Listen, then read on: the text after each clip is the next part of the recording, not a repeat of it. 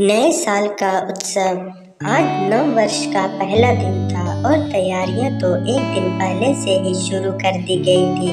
सब अपने अपने स्तर पर सब बंदोबस्त कर लिए थे। हमारे एक मित्र ने तो हद ही कर दी, सर्दियों के सबसे ठंडे दिनों में मनाली जाने का प्रोग्राम बना लिया। अब बताओ, ऐसा भी होता है क्या कि दिमाग इतना गर्म हो जाए कि ठंडा करने के लिए और ठंडे इलाके में जाया जाए। सबके अलग अलग फंडे हैं।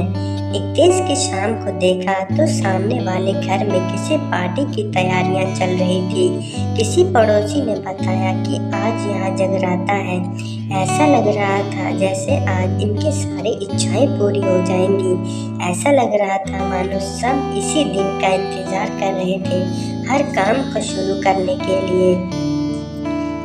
खैर, रात को जगराता आरंभ हुआ और धार्मिक संगीत के ऊंचे स्वर में अचानक रात के 12 बजे जब मैं आराम से सो रहा था, उसी समय कानों में एक तेज ध्वनि आई। नींद के नशे से थोड़ा बाहर आया तो देखा कि दूर के एक रिश्तेदार का फोन आया था। मैंने आंखें बंद करते हुए फोन उठाकर कान से लगाया। हैप्पी न्यू ईयर की एक जोरदार आवाज कानों से होती हुई सीधे सिर से जा टकराई। मन में आए क्रोध पर नियंत्रण करते हुए मैंने भी जवाब दिया। अगला सवाल उसी समय आ गया, सो रहे थे क्या? अब पता नहीं ये कैसा प्रश्न था, फिर भी मैंने जवाब दिया, जी सो रहा था। मुझे लगा जगराता कर रहे हो, उन्होंने मजाकिया लहजे में कहा। यह सुन सर्दी की उस रात में गर्मी पूरे बदन पर हावी हो गई।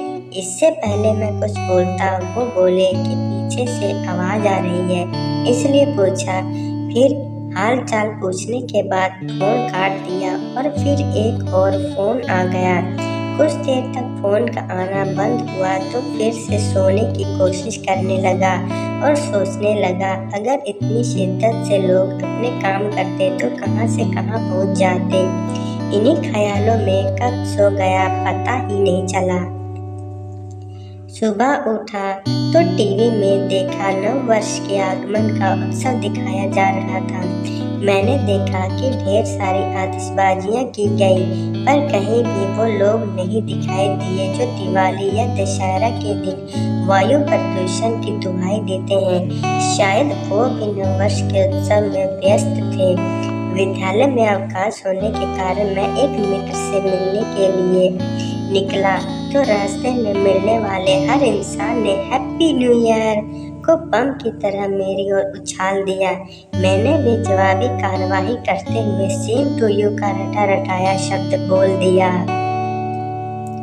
किसी तरह इन सब के बीच जब मित्र के घर पहुंचा तो पता चला कि नव वर्ष के आगमन पर वह किसी धार्मिक स्थल पर गया है। मुझे ऐसा लगा जैसे प्रभु आज ही दर्शन देने वाले हैं, वरना उसने तो गत वर्ष ऐसा कुछ भी नहीं किया था।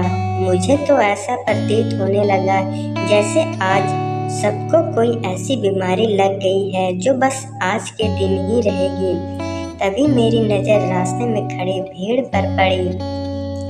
पास जाकर देखा तो एक भिखारी की मृत देह पड़ी थी, जिसे देखने से ऐसा लग रहा था कि उसने सर्द रात में खुद को गर्म रखने की कोशिश में हार के अपनी आत्मा को शरीर से अलग कर हर तकलीफ से मुक्ति पा ली हो।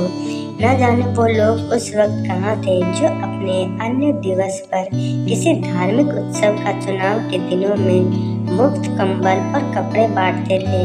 अगर उस गरीब भिखारी की सहायता पहले किसी ने की होती तो शायद ऐसा न होता, पर अफसोस कि वर्ष में ही बदलाव आया था।